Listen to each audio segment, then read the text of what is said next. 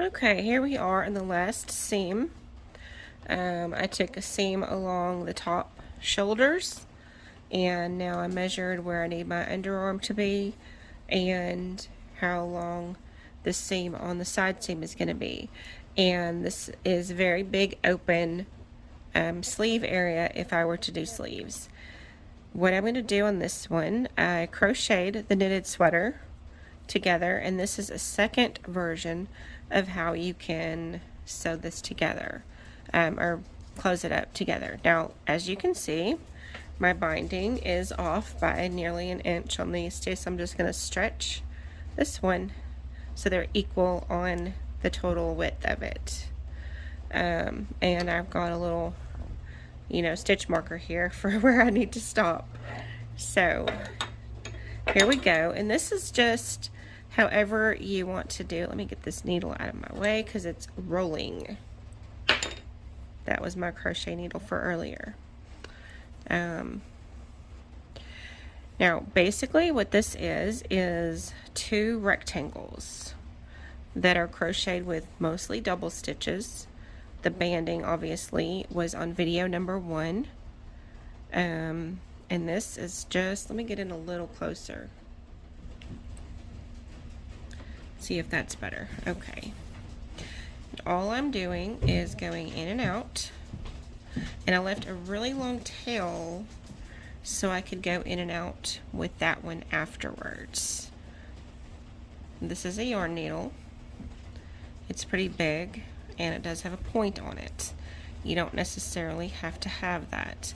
You could use a crochet needle and pull this through, or you could crochet just like I did on the other sweater, the other cardigan, and you just crochet the inside. There is a way to do this with a blind stitch. I don't usually do that, and since this is a scrappy sweater for at home on cold days, I didn't think that was necessary because I would have to match all of these colors. So we're gonna stretch that to make it match perfectly there.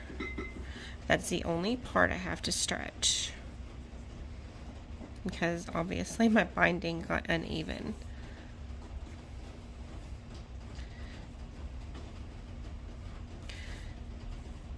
Now I'm going to show you my granny square sweater, which I absolutely love. It's a vest as well in this video, and I may show you how to make it if anyone is interested in that. It's the same exact as this, except there's no binding, and it's just a granny square instead of stripes. It's a very easy sweater to make. Now what I do with these is sew them in as well after. So I'm going to leave them right there. That will be extra strength on the seam. So I guess this is probably video 3, I think. But this is the last video. If I have anyone interested in sleeves, then I will do that. I've done sleeves once before on a sweater, but I usually don't want big baggy sleeves when I'm around the house in the winter because the house is fairly warm and the sleeves kind of get in the way if I want to do work. The reason I needed this sweater is because my granny square sweater hooks up on my kitchen cabinet knob. You can't even see what I'm doing. Let me back it up a little bit. I do not know how long. You were just listening to me talk and not seeing me stitch. Here we are. All I'm doing is going in and out. Every now and then I'll go back one, like this right here. I'm going to go back one. You just pull it through.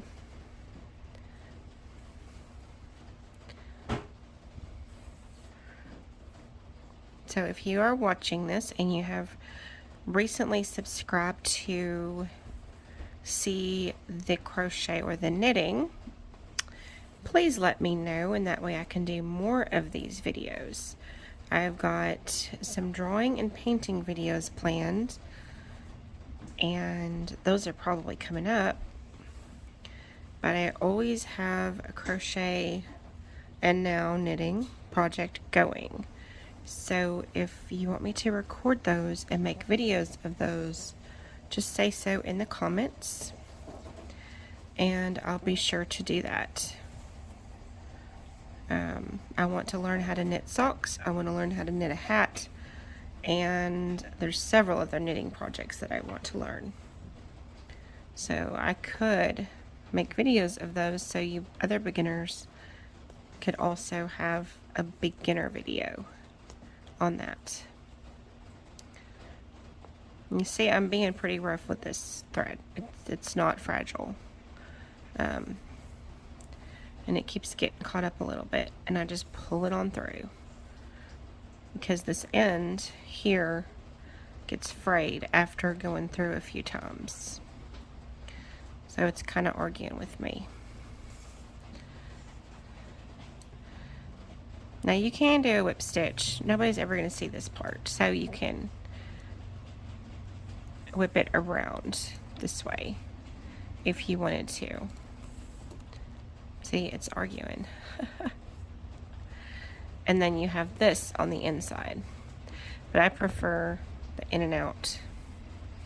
Don't you love my stitch marker? I've never done that before, but I thought it would work because I had to have the seams the same for the underarms. And I started at the bottom because the binding needed to match up. Now what's really cool is at the underarm is the matchup of blue and white and purple, and it's at the same place on both underarms. They're an even number of rows and all of that, but they matched up right there, and I thought that was pretty neat. I'm gonna cut that tail off because he's arguing with me too much. Look at that. Okay. Now when it does this, you want to untwist. You just twist it the other direction or hang it and it'll untwist. I twisted it wrong. This thread is just getting beat up. Let's just go back a little bit more the other direction to fix and make sure it's just super secure. There's my whip stitch and there's my accidental whip stitch.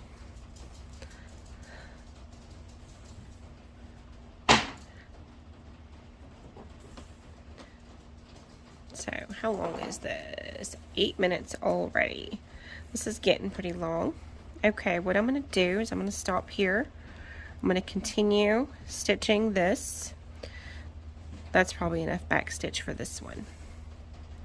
Because the fact is, I've got, just don't cut your sweater when you do that.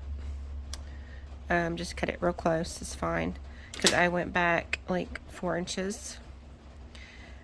What I've got to do next is I've got to sew these in. And then the tail on the black, I'll sew it in. And then I will show you the finished product. So thanks for watching all this time, and don't flip your needle around because it will hurt if you find it with your foot. And we'll see you on the next video, and I'll show you the sweater when I get it done in just a few minutes. Okay, y'all, check it out. I love this sweater. Here's the side seam. And I know it's scrappy, it doesn't match the band, but you cannot see the black stitches. And there's the shoulder seams. You can't see any of the black stitches. And my hair's in the way. I absolutely love this, and I didn't do anything to the neck. I just left it just straight across, and so it falls, and you can adjust it. And it's really long, and it's so cool. You can make one of these with your scrap yarn. It's a fun project and it uses up your scrap yarn, and you can do this if you want to do it. So we'll see you on the next video. Thanks for watching. Bye bye.